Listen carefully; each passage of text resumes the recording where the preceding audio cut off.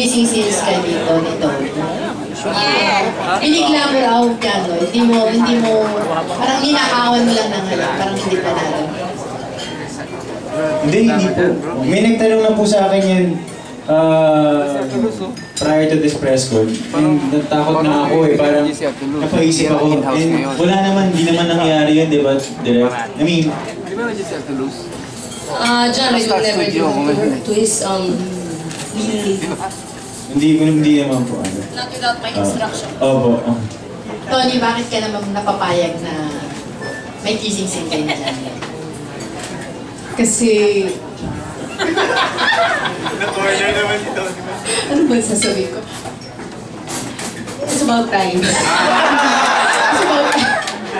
Hindi. Eh, syempre naman, kailangan po sa eksena, tsaka malaki po tiwala kay Direk Cathy.